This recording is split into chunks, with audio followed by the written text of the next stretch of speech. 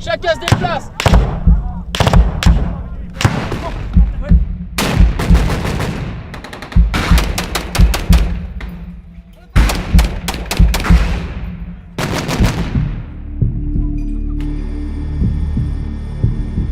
Mali, 11 janvier 2013. La France, à la demande des autorités maliennes et de l'ONU, lance ce qui allait être la plus grosse opération hors coalition depuis la fin de la guerre d'Algérie. L'opération Serval, du nom de ce petit félin du Sahel. Serval, plus de 4500 hommes et femmes déployés. Leur mission, mettre un coup d'arrêt aux offensives des terroristes, rendre son intégrité territoriale au Mali et assurer la sécurité des 5000 ressortissants français. L'opération Serval, c'est à la fois une formidable campagne aéroterrestre, un immense défi logistique et une incroyable manœuvre interarmes. Retour sur le terrain, avec les forces terrestres, avec la brigade Serval armée par la 3e brigade mécanisée, la brigade Montsabert. Sa devise, un seul but, la victoire.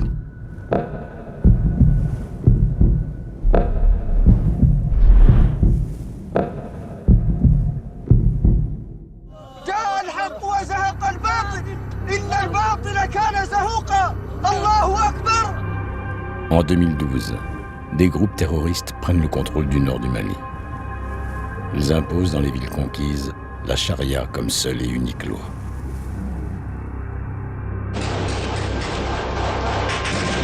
Le 5 janvier 2013, coordonnant leurs efforts, ces groupes lancent une vaste offensive.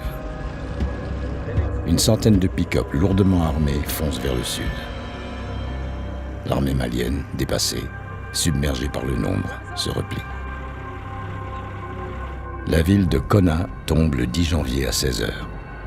Pour les rebelles, la route de Bamako est ouverte. Rien ne semble pouvoir les arrêter.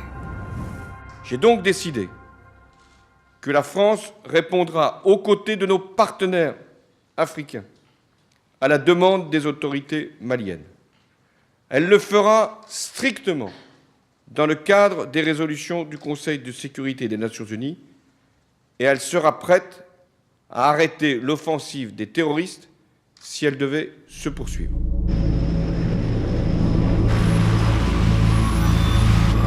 La déclaration du président ouvre alors la voie aux forces spéciales.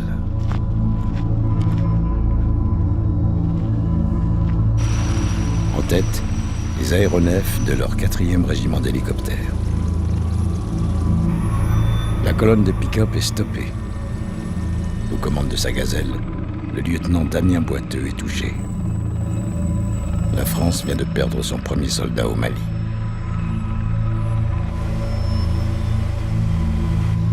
Dans la nuit, les premiers bombardements commencent. La campagne aérienne est commandée au début à partir de N'Djamena, puis depuis la France du poste de commandement de Lyon-Montverdun par le général Borel. Guidés par un avion de la Marine nationale de type Atlantique II, les avions de chasse de l'armée de l'air lancent leurs bombes sur les colonnes de véhicules et sur les bases arrière des terroristes.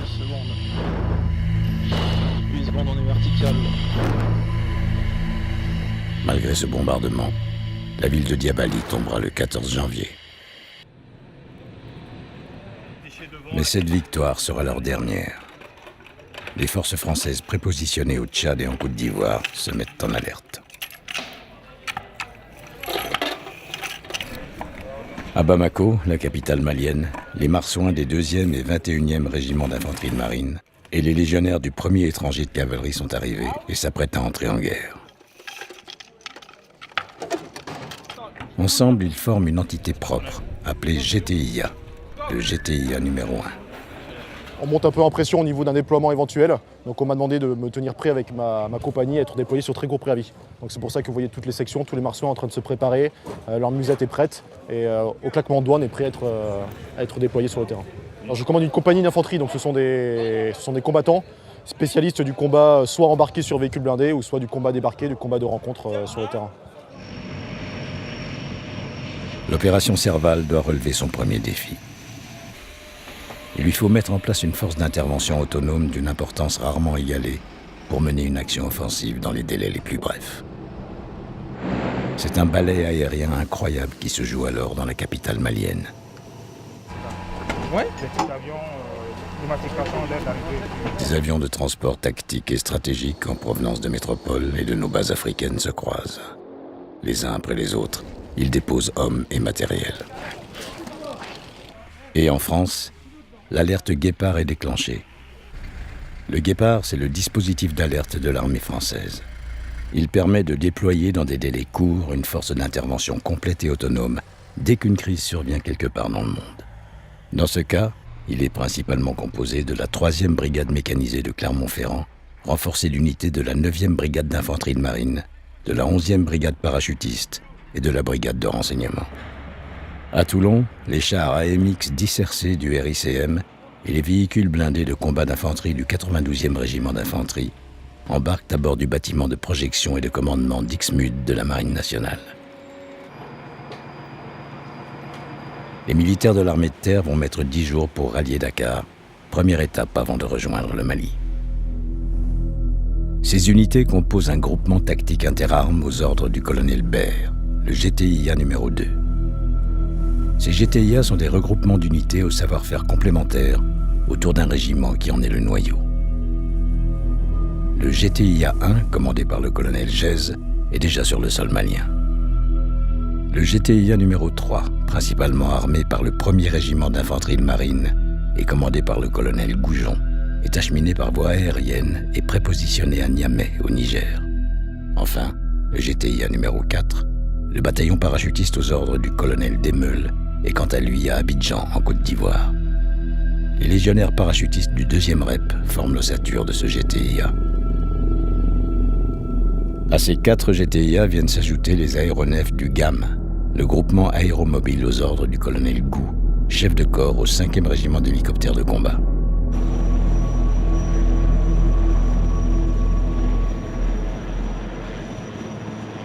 Dans le même temps, sur l'aéroport de Bamako, de jour comme de nuit, les avions de chasse croisent les avions de transport. Le défi logistique de Serval se réalise.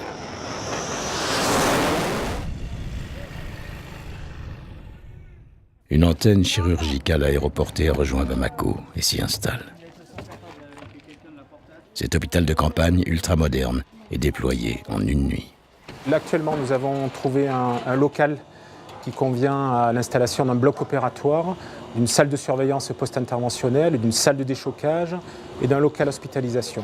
Et nous sommes actuellement en train de gréer ces locaux avec la priorité qui est de gréer un bloc opératoire en autonomie, capable de recevoir un premier blessé.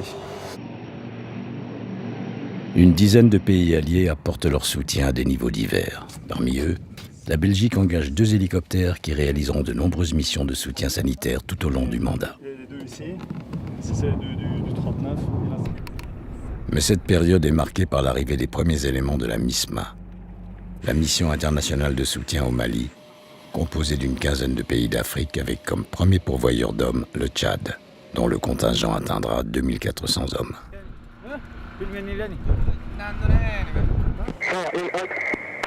Et pendant que les forces spéciales continuent leur travail de neutralisation de l'adversaire, les Rafales, Mirage 2000D et F-1CR de l'armée de l'air bombardent des positions ennemies jusque dans leur base arrière.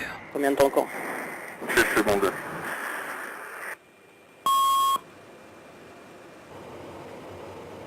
Impact. Je tombe des chambilliers. La situation se stabilise et une première priorité se dégage. Sécuriser la ville de Markala, véritable verrou sur le fleuve Niger. Le 16 janvier, la brigade Serval se lance dans la bataille. Un sous-groupement tactique du 21e RIMA rejoint ce point hautement stratégique. Le renseignement parle d'1 millier de rebelles. L'opération est à haut risque. Les marsouins prennent position de part et d'autre du fleuve Niger, bien décidés à stopper toute tentative d'incursion rebelle. Mais l'ennemi refuse l'affrontement. Le GTIA numéro 1 recevra donc l'ordre de se remettre en route et de reprendre la ville de Diabali. Le 17 janvier, la mission est remplie, Diabali est libéré. Le 21 janvier, le poste de commandement de la brigade Serval arrive à Bamako avec son chef, le général Barrera. Rapidement, une évidence apparaît à l'état-major de la 3. Il faut lancer une action sur la ville symbolique de Tombouctou. Ce sera l'opération Oryx. On va partir de Bamako, on va arriver à Ségou, 235 km. Les marsouins du GTIA numéro 1, guidés par les hélicoptères du GAM, s'apprêtent à réaliser un raid de 1000 km à travers le désert malien. Les hommes et les véhicules vont souffrir dans un pays 2 fois plus grand que la France. Et la première problématique rencontrée sera la logistique. Sur une longueur égale à la distance entre Lille et Marseille, le ravitaillement en vivres, pièces mécaniques et carburant va peser lourd sur la réussite de cette opération.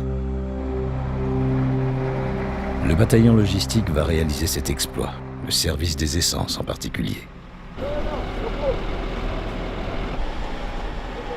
Pendant toute la durée des opérations, en tout lieu et en tout temps, il assure avec brio cette mission pourtant complexe. Pour éviter la rupture, il lui faut acheminer depuis Bamako le précieux carburant vers les lignes de front. Pendant que la colonne, aux ordres du colonel Geiz, fonce vers Tombouctou, depuis Paris, le Centre de planification et de conduite des opérations, le CPCO, décide de mener une deuxième opération combinée, la prise de la ville de Gao, à 500 km plus à l'est.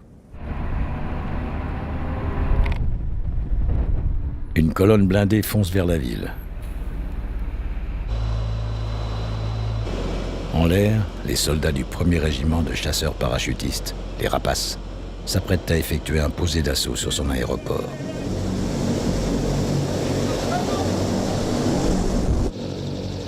Malgré quelques brefs accrochages avec les arrière-gardes terroristes, l'aéroport est saisi et la ville est rapidement reprise.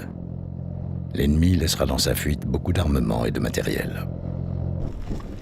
Mais les nouvelles de Tombouctou ne sont pas bonnes. Le général Barrera ordonne alors au GTIA 1 d'accélérer.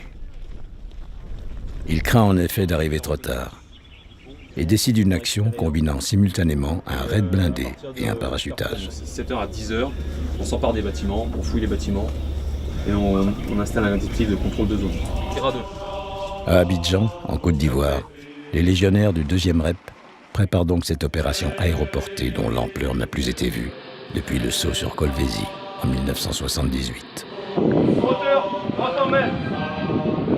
Sortie collective, un seul passage. Embarquant à bord des avions, les parachutistes du colonel Demeul s'apprêtent à être largués sur le sol malien.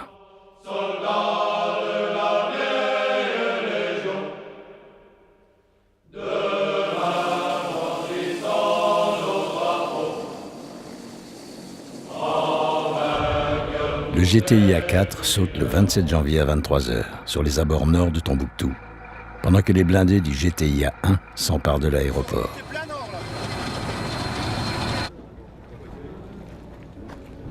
La manœuvre est parfaite. Là encore, l'ennemi pourtant présent le jour même prend la fuite. La nouvelle se répand dans la population. Les Français sont là. Sous les applaudissements, les soldats du bataillon Geiz entrent en libérateur dans la ville. Avec la prise de ces deux villes que sont Gao et Tombouctou, l'emprise française sur la boucle du Niger se renforce. Il s'agit maintenant de s'implanter et de créer une vraie ligne de défense contre toute attaque des terroristes. Allez, si Papa 4 reçu, pour nous on reste en surveillance sur le même objectif. À Gao, les hommes du 1er RCP sécurisent l'immense plateforme aéroportuaire où le poste de commandement G08 de la 11e brigade parachutiste s'installe. Mais des poches de rebelles subsistent et les mortiers de 81 mm entrent en action pour rappeler que la force est présente en ville.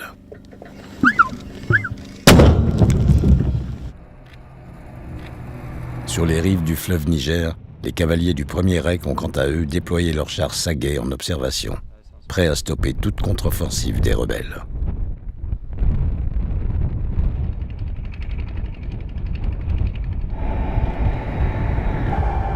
À Tombouctou, le contrôle de zone commence. Il s'agit d'assurer autour de la ville une bulle de sûreté, où le ravitaillement et la préparation des opérations pourront se réaliser sans risque d'attaque terroriste.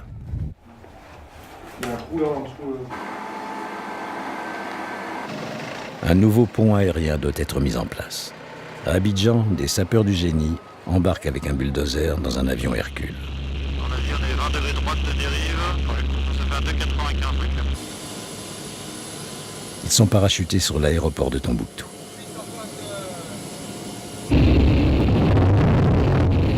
Chef largeur, chef de saute, une charge larguée. En une journée, la piste de 2050 mètres est déblayée et réouverte. Dès le lendemain, le chef d'état-major des armées, l'amiral Guillot, accompagné par le commandant opératif de l'opération Serval, le général de Saint-Quentin, l'inaugure. Chapeau pour votre état d'esprit, pour votre résistance, parce que je sais que vous étiez en fin de séjour au Tchad. Vous êtes reparti directement. Et puis, chapeau, parce que tout ça, c'est bien pour le succès des armes de la France.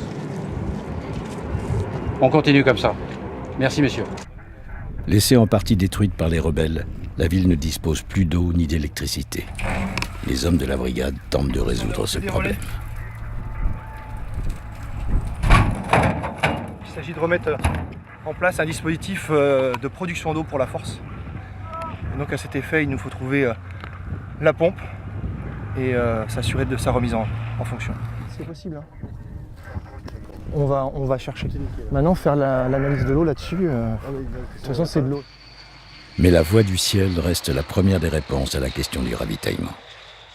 Que ce soit par parachutage ou grâce aux liaisons aériennes, les personnels du 1er régiment du train parachutiste et de l'armée de l'air s'affairent jour et nuit pour préparer et acheminer sur les lignes de front les vivres, munitions et matériels nécessaires à la réussite de la mission.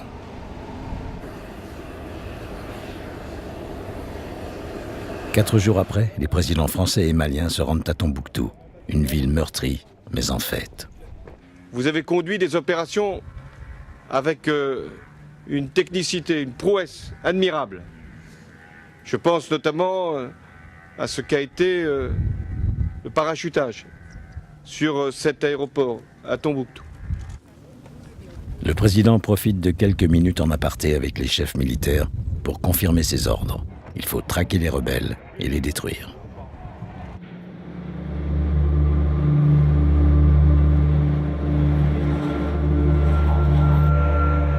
Pendant ce temps, au Sénégal, les éléments français partis de Toulon ont accosté à Dakar.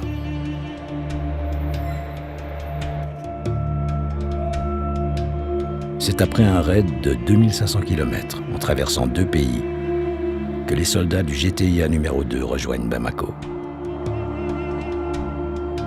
Les fantassins et les marsouins ont hâte d'entrer en action. Mais Bamako n'est qu'une étape. Ils ne disposent que de 24 heures pour se mettre en ordre de combat et rejoindre Gao. Ils y sont rejoints par le GTIA 3 qui, par la route, a quitté le Niger. Et la traque doit continuer. Le mouvement va donc s'accélérer. Les paras du 1er RCP viennent renforcer les 1000 soldats tchadiens déjà présents dans la ville de Kidal. Mais il faut aller encore plus au nord. Précédés par les forces spéciales, une cinquantaine de paras effectuent donc pour la 3e fois de leur mandat un posé d'assaut dans le village de Tessalit. Et le 8 février au matin, un élément du GTIA 3 rentre dans le village, après avoir effectué à marche forcée le trajet depuis Gao en 3 jours. Le lendemain, les hussards du 1er RHP s'emparent de la ville de Ménaka, en pleine zone rebelle. Ils seront bientôt relevés par les fantassins du 126e RI. Pour mener à bien ces opérations, les moyens de commandement de la brigade Serval vont en permanence se déplacer au rythme des unités et de l'actualité opérationnelle. Dès son arrivée sur le sol malien, le poste de commandement de la 3e brigade mécanisée s'implante à Bamako, où il cumule les rôles de PC de brigade et de commandement de la composante terre. Le 24 janvier, un PC dit avant bascule dans la ville de Sévaré, depuis laquelle il commande la saisie de la ville de Tombouctou. Il s'y installe le 28 janvier. 24 heures après la prise de Gao, le PC G08 de la 11e brigade parachutiste va quant à lui s'installer sur l'aéroport. Pendant ce temps, le PC principal prépare son transfert à Gao. Le 12 février, le PC G08 est aérotransporté à Thessalite pour prendre le commandement ponctuel des opérations dans l'Adrar. 12 jours après, le général, accompagné d'un renfort d'officiers du PC principal, quitte Gao et rejoint Thessalite pour commander les opérations dans le nord. Cette délicate manœuvre de déplacement des moyens de commandement sera sous la responsabilité du colonel Minjulare, qui assurera avec audace et brio ce travail méticuleux. Mais cette grande mobilité des moyens de commandement entraîne de conserver, quoi qu'il arrive, et sans jamais rompre les liens, une chaîne de communication efficace. Entre les différentes entités, des distances importantes allant jusqu'à 1200 km. Et ce sont les transmetteurs de la 3e compagnie de commandement et de transmission qui réalisent ce challenge. Tout au long de cette campagne, au plus près des états-majors de l'avant, les CCT des 3e et 11e brigades veilleront sans relâche sur les capacités des chefs à commander les unités au combat, aidés par le groupement du 28e régiment de transmission et le PC aéromobile du 53. À Gao, un terroriste fait exploser la charge qu'il porte sur lui, tuant un soldat malien. Le 10 février, les rebelles s'infiltrent dans la ville et se retranchent dans le commissariat. De violents combats ont alors lieu dans tout le quartier, et en particulier dans la zone où logent les journalistes occidentaux. Au cours de l'opération, la brigade connaît ses 2 premiers blessés, qui sont immédiatement pris en charge. 2 décisions vont alors être prises pour desserrer la pression que les rebelles maintiennent sur la force. Le lancement de l'opération Hérisson, dont le but est d'étendre le périmètre de sécurité autour des bases françaises, et le lancement de l'opération Python dans la région de Bourem. Cette ville est un véritable nœud routier où la force ne s'est pas encore rendue. Le 92e ERI et ses VBCI sont cette fois au premier rang dans l'action.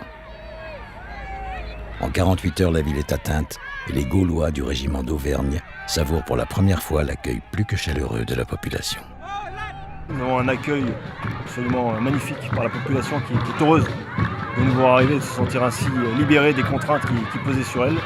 Et nous avons à chaque fois des entretiens très, très constructifs et intéressants avec cette population justement et puis avec les différents responsables locaux. Je vais prendre mon radio, je vais aller faire un point sur la zone de fouille, parce que Charbonnier me demande de donner les coordonnées exactes. Oui. Autour de la ville, les militaires français se lancent dans des fouilles minutieuses. Donc on a retrouvé 6 obus de 122 mm russes qui ont été trafiqués, c'est-à-dire qu'ils ont changé le système d'amorçage avec un détonateur électrique et une bouteille de gaz également trafiquée. On peut très bien envisager d'utiliser ce matériel soit sous forme d'IED, d'engin explosif improvisé, ou sous forme de human bomb. Ces munitions sont immédiatement détruites par les sapeurs de marine du 6e régiment du génie. Ce massif est réputé pour être un sanctuaire ennemi. Il y a 2 jours, ça tiquait au sud de ces positions-là. GCP. À Thessalite, une autre opération d'envergure démarre. Il s'agit d'aller débusquer les rebelles dans leur forteresse naturelle, le massif de l'Adrar des Iphoras. Des reconnaissances sont menées vers le massif montagneux par les blindés et les parachutistes du GTIA numéro 4, qui ont entre-temps rejoint Thessalite. Des cartons, une petite cantine, jerrycan essence. Les caisses métalliques qui sont sous les tentes, ça allume aussi. D'accord, il y a quoi dans les caisses en métal? Mais c'est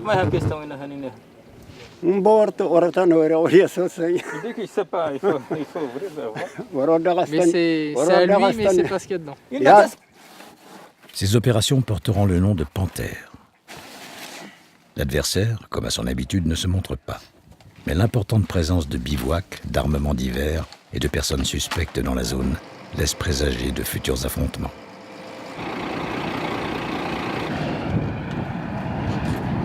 Et le 19 février au petit matin, les commandos parachutistes se retrouvent sous le feu des rebelles, dans la vallée de la Mététaille. Le sergent-chef Harold Vormesel du 2e REP est mortellement touché.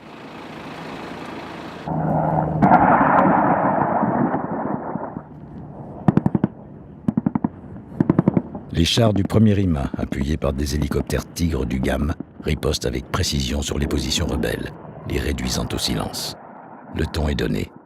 Les terroristes sont bien présents dans la DRAR et prêts à en découdre.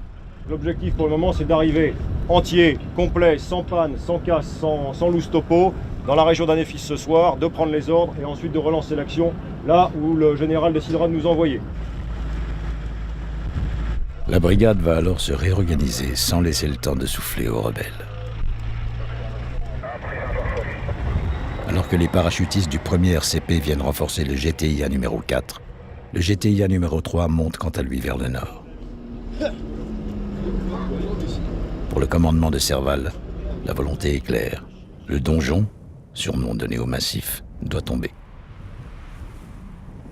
À Gao, le 21 février, la situation va basculer d'un seul coup. Une vingtaine de kamikazes s'introduisent dans la ville et engagent le combat avec les forces maliennes du colonel-major Dakko.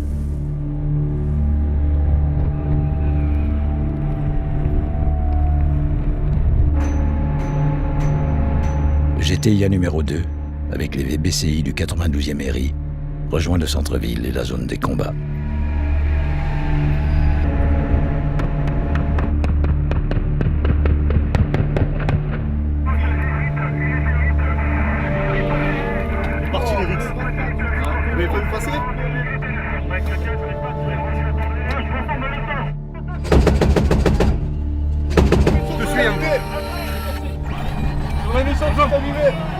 Il y en a un qui sort, deux qui sortent. Deux qui sortent avec moi qui m'appuient.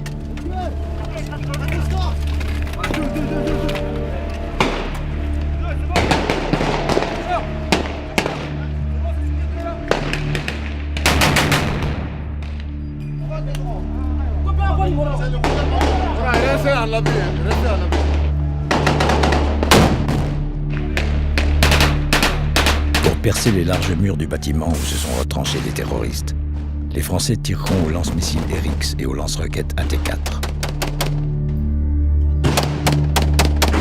Après plusieurs heures d'affrontement, la situation semble se calmer. On se met en ligne, en colonne, le long du char. Ok? Appui mutuel, on se mettra en ligne le long du muret là-bas sur la gauche. Ok? Allez, en avant!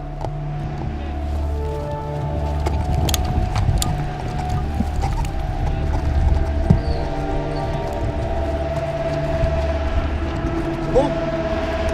Traverse! Feu! Allez, go, go, go, go, go! 600!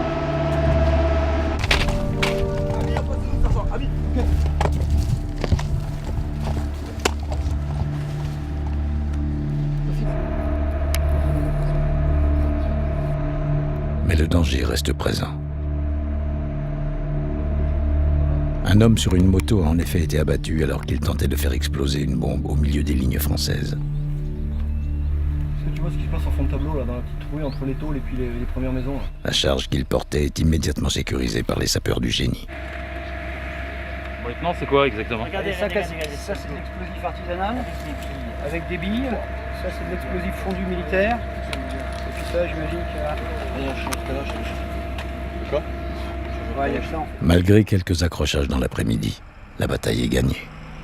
On maintient vraiment un dispositif de sûreté à 360 degrés, parce qu'on est sûr de rien. Et pour ça, on va vraiment s'appuyer sur le renseignement que les Maliens pourront nous procurer.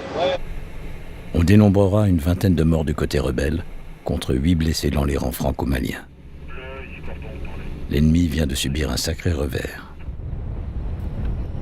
Est-ce suffisant pour entamer sa détermination?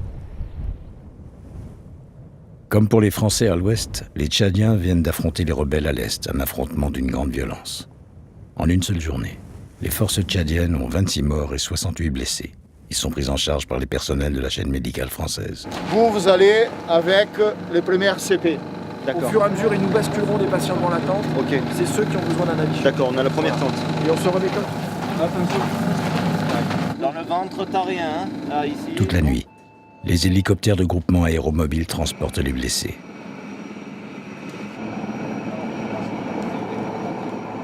Et si tu continues à parler, c'est très bien, ok? Ça veut dire que tu vas bien, d'accord? Le plan Mascal, dispositif mis en place lors de pertes massives, est déclenché. Cette nuit et la journée qui suivra seront les plus sombres de l'opération Serval et marqueront tous les combattants. particulièrement les personnels du service de santé qui ont soigné les blessés sans jamais s'arrêter. Malgré leurs pertes, nos alliés n'ont pas démérité. 90 terroristes sont tués et 23 sont faits prisonniers. La réaction de la force va être immédiate. Le général Barrera a rejoint le poste de commandement nord à Thessalite, accueilli par les colonels Vandenest et de Berthier. Une opération qui allait devenir l'une des plus importantes réalisées par la brigade Serval s'apprête à débuter. Donc ce briefing est centré sur Panthère 3. Vous avez ici les chefs de corps en première ligne, donc Demeul, Goujon et Gou. Rien ne sera laissé au hasard. Qui ne rentre pas pour l'instant dans le cadre. Ouais, pour l'instant on est sur la partie nord. Les reconnaissances sont nombreuses. 1600 c'est le plus gros. Oui. Et le verrou nord il est derrière la tâche qu'on a au plus près. Les différentes unités se mettent en place autour du massif des Adrars, prêtes à fondre sur les rebelles. Tandis que 2 éléments pousseront les rebelles vers le centre de la vallée, avec le GTIA numéro 3 à l'ouest et les forces armées tchadiennes commandées par les généraux Bikimo et Déby à l'est, le GTIA numéro 4 interviendra à pied par les crêtes du nord.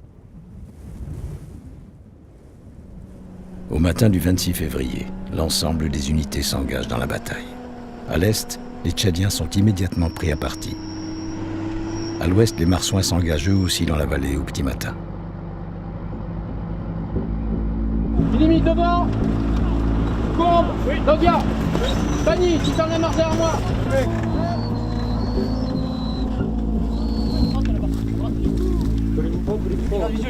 Allez les gars, ça percute les enfants, allez en avant. En début d'après-midi, c'est le contact.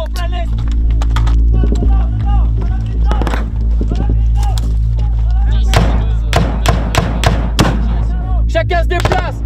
Chacun se déplace. Compte, tu redescends, tu te déplaces sur la gauche, d'accord? L'ennemi est solidement retranché et les balles sifflent au plus près des hommes. Allez, tu me la fais chanter. Attention, devant toi, il y a le caillou devant toi. Ouais,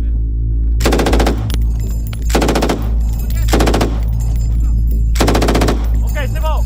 Oxygène, et après on balance 2 dans la fumée en explos. Ok, ça marche. Ah bien, bouge ta grenade, ok, c'est bon. Allez, c'est parti, c'est bien, allez. Tu y désignes le secteur. LGI, 2 grenades. Explos. Allez, deuxième, en avant. L'ordre est donné aux mortiers et aux 2 canons César qui viennent tout juste de se déployer après un raid de 500 km, de tirer une salve de 12 obus sur les positions rebelles.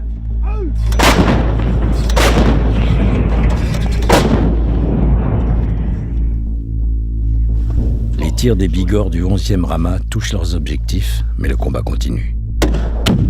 Dans la végétation qui recouvre la vallée, l'ennemi est bien camouflé.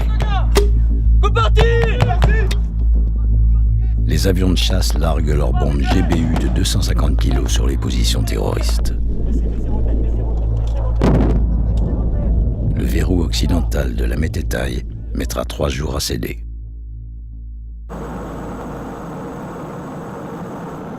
Au cours de cette manœuvre, l'intervention des appuis de l'artillerie, des hélicoptères et de l'aviation est facilitée par l'utilisation d'équipements de nouvelle génération. Les moyens de numérisation du champ de bataille accélèrent en effet la circulation des informations entre les premières lignes et les PC et permettent une efficacité accrue pour manœuvrer, identifier et détruire les cibles adverses. Au nord, les parachutistes se lancent eux aussi à l'assaut. Toute la journée, sous une chaleur étouffante bien supérieure à 40 degrés, avec pour certains jusqu'à 60 kg de matériel sur le dos, les soldats évoluent à pied dans ce qu'ils finiront eux-mêmes par appeler l'enfer des Adrars.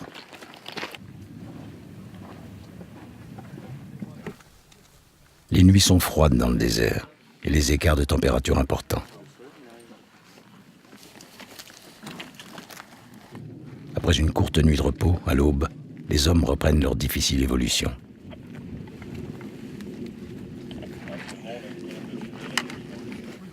Chaque rocher peut abriter un poste de combat et la progression est lente. Mais l'ennemi est bien là.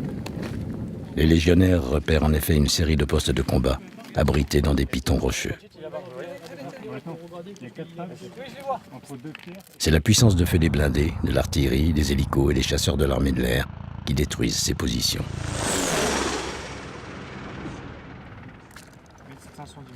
Position actuelle.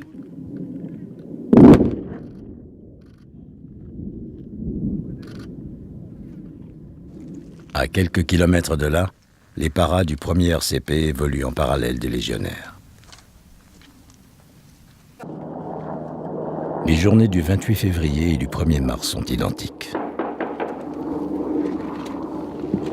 Concrètement, l'ennemi est au milieu de votre dispositif. Négatif. L'ennemi il est à 50 mètres, il se déplace devant mon dispositif. Dans une chaleur étouffante, les compagnies d'infanterie font sauter les positions des rebelles les unes après les autres. Affirmatif, pour l'instant JTAC en déplacement pour trouver bonne position. Donc n'hésitez pas, vous avez un avion de votre profil pour vous sur toutes les plaquettes. Ouais, Syrah bien pris. Concernant la situation du blessé, il est en train d'être évacué vers l'arrière. Un peu plus tôt, au cours de cet accrochage, un légionnaire a en effet été blessé. La balle a ricoché contre sa lunette de visée.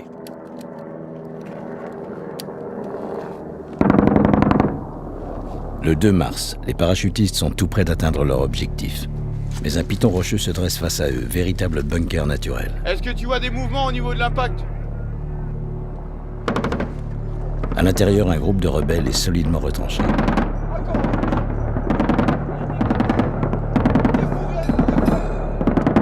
Les gars, il y a des éclats, faites gaffe! Il y a un tireur à gauche, c'est sûr! Granit, ils ont été pris à partie, Granit, Génie a été pris à partie. Ok, la loi, chantez, Gigi! Alors il y a des tirs actuellement. Mettez tout ce que vous pouvez, rapidement! Il me faut la minimi, il faut intensifier le feu! Il faut intensifier le feu! Il faut intensifier le feu! Encore!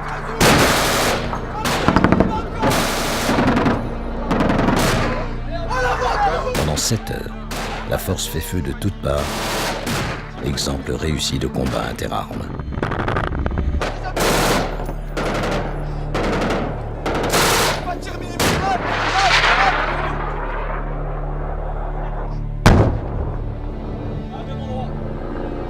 Durant l'assaut, un parachutiste du 1er RCP a été touché. Ses camarades ramènent son corps. Le caporal-chef Cédric Charenton est le 2e soldat tué dans l'enfer des Adrars. Ces morts touchent profondément la brigade, mais le combat doit continuer et la détermination des soldats reste totale. Tu fais la même chose sur le propulseur. Depuis le début des combats, les sapeurs du génie fouillent sans relâche les postes de combat des rebelles. Je fais une paix dessus.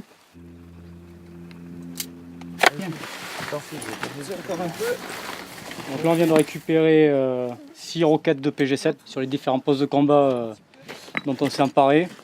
Donc c'est pour ça qu'on a constitué une destruction en fourneau pour détruire toutes ces munitions pour éviter que les djihadistes puissent les récupérer par la suite.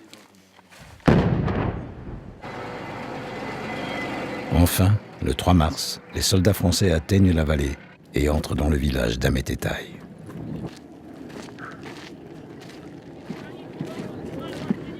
Délai estimé pour la fin de la fouille, 30 minutes par là. De nombreuses découvertes ont alors lieu. Donc là pour l'instant dans les différents bâtiments on a trouvé, dans les différents lieux de cache etc. on a trouvé des véhicules, pas mal d'armements et bon là beaucoup d'explosifs, beaucoup de préparation pour les IED etc.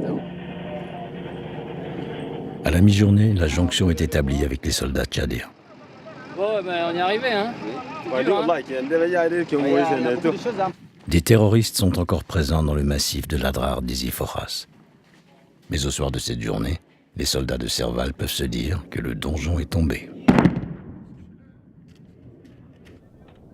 Le 7 mars, c'est le ministre de la Défense, M. Jean-Yves Le Drian, qui se rend dans la vallée de l'Ametetai rencontrer les hommes du colonel Desmeules. Je ne suis pas sûr que nous mesurions, la France mesurerait l'ampleur des arsenaux qui étaient éparpillés, disséminés et cachés sur le territoire malien en vue de faire en sorte qu'il y ait un djihadisme international.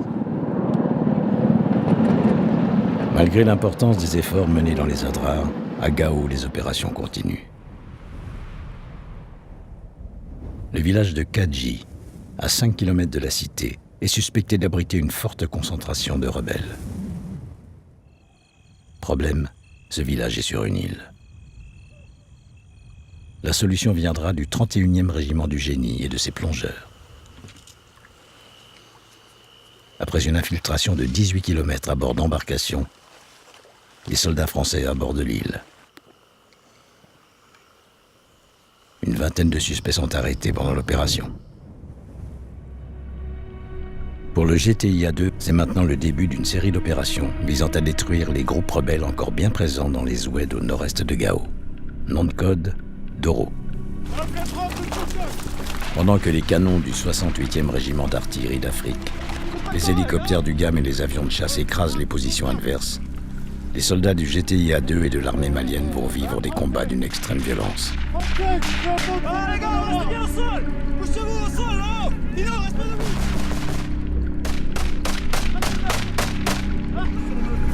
Certains se terminant même à la grenade ou au pistolet, à très courte portée.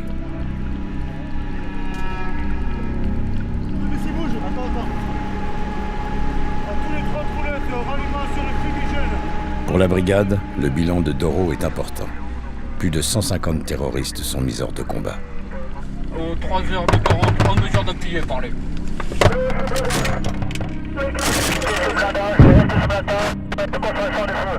Mais le 6 mars, à Inraoué, le brigadier-chef Wilfried Pingot, artilleur d'Afrique, est mortellement blessé. Il est le 3e mort de la brigade. Le soir même, en présence du général Dembélé, ses camarades lui rendent un dernier hommage avant que sa dépouille ne prenne place dans l'avion Transal, aux côtés d'un soldat malien mort lui aussi au cours de cette journée.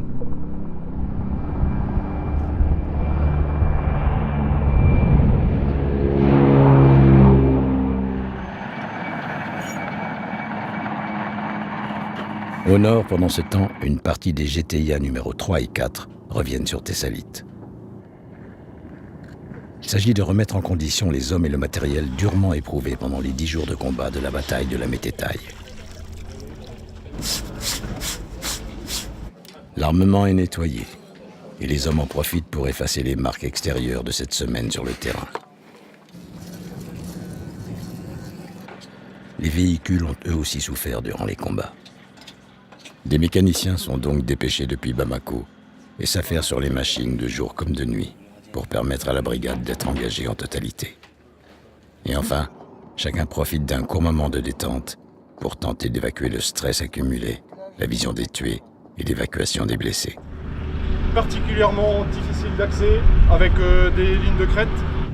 Et quand vous arrivez sur les hauteurs, d'avoir des vues sur les hauteurs d'en face où vous pouvez avoir des tireurs. Mais l'ennemi est toujours présent dans les Adrar, en particulier dans les vallées de Terz et d'Assamalmal, vallées voisines de la Mététaille.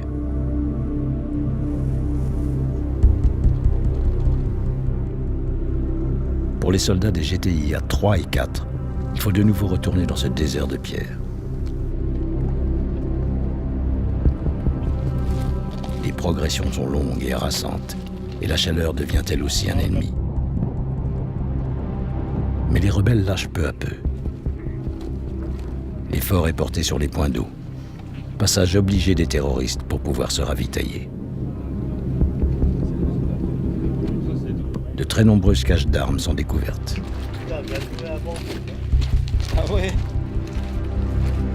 Et il faut avancer prudemment.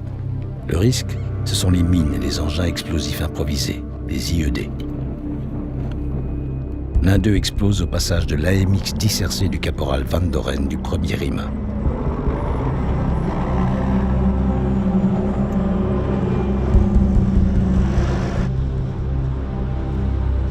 La brigade vient de perdre son 4e soldat. Les opérations vont cependant continuer autour de l'Adrar des Iforas et particulièrement à l'est. La coopération avec les forces armées tchadiennes du général Bikimo et la brigade Serval se poursuivent quotidiennement. Des opérations coordonnées sont montées, permettant la reconnaissance de la ville d'Abéibara. Alors que dans les Adrar, la situation semble se calmer, la boucle du Niger connaît un regain de violence. À Tombouctou, le 22 mars, l'ennemi tente de reprendre pied dans la ville. Deuxième partie, il y a les autorités. Ensuite, il y a une cuisine et la piscine. Les FAMAS sont 8, ils sont répartis sur cet axe-là, d'accord. L'ennemi est situé en coordonnées. Là encore, l'entreprise des rebelles se soldera par un échec grâce à l'intervention des Marsouins et des Gaulois du GTIA numéro 2. À Gao, 4 jours après, les rebelles sont de nouveau présents. Le 92e ERI intervient à nouveau, mais cette fois, ce sont les soldats de l'armée malienne qui sont en première ligne, la force restant en appui. Ce passage de relais concorde avec le départ des premières unités françaises qui quittent le Mali. Mais il faut terminer au plus vite la sécurisation des zones au nord-est de Gao. Au matin du 6 avril, l'opération Gustave débute. C'est une fouille minutieuse de chaque coin du désert qui débute alors. Première surprise, les soldats français trouvent un stock de 18 bombes d'aviation.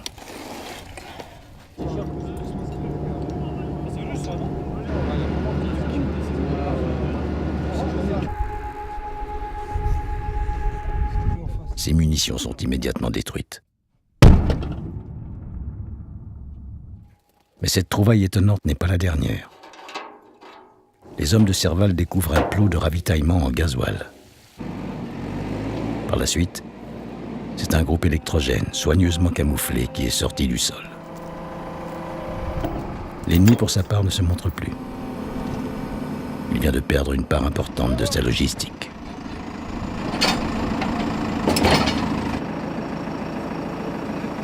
Gustave est l'une des 50 opérations menées par la brigade, et le bilan de ces opérations est important. En effet, plus de 200 tonnes de munitions ont été découvertes et détruites. Une cinquantaine de véhicules ont été neutralisés et plusieurs centaines de terroristes ont été tués. Serval va donc renforcer la pression qu'il exerce sur les rebelles et des opérations sont montées dans toutes les directions. Une reconnaissance blindée est menée vers le village d'Arouane, à 250 km au nord de Tombouctou, le 2 avril. Dans les dunes, les véhicules souffrent et s'ensablent régulièrement, et le village est atteint.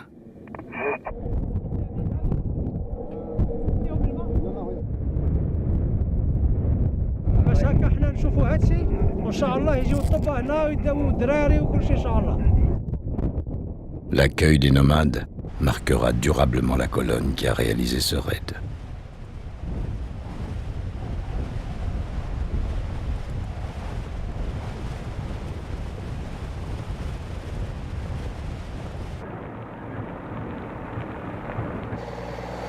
Mais l'heure du départ approche pour la brigade Serval. Les GTIA 3 et 4 ont déjà été relevés. Des convois commencent à ramener du matériel du Nord. Commandé par le colonel Velu, le 511e régiment du train aura durant 4 mois assuré des liaisons en parcourant de longues distances dans les pires conditions possibles. Relevant à chaque fois les défis qui lui étaient lancés, le train a répondu présent.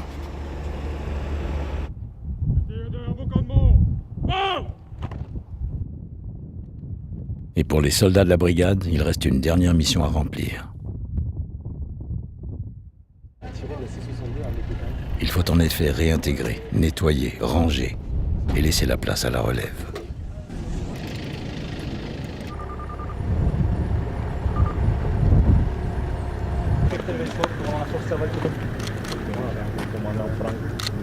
Il faut maintenant préparer le transfert d'autorité au profit de l'armée malienne et reconstruire le pays. L'opération Serval s'est poursuivie jusqu'en juillet 2014, remplacée par l'opération Barkhane, dont le rayon d'action s'étend au-delà du Mali, en allant de la Mauritanie jusqu'au Tchad.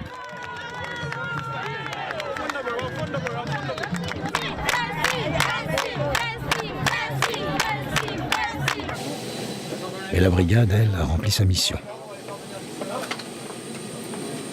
Durant 4 mois, les soldats de Serval se seront battus et auront souffert ensemble au Mali. Contre un adversaire fanatisé et prêt à aller jusqu'au bout, cette brigade, ce condensé d'armée de terre, a rempli avec professionnalisme et courage toutes ses missions, allant parfois jusqu'au sacrifice ultime.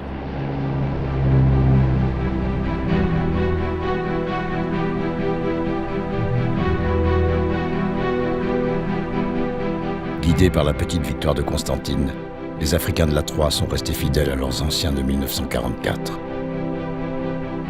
qui sous les ordres du général de Montsabert avaient fait le chemin inverse pour libérer la France occupée.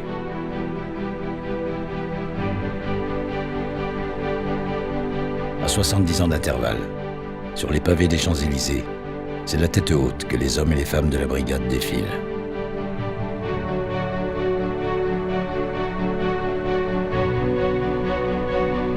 Ils ont su relever le même défi, celui de n'avoir qu'un seul but, la victoire.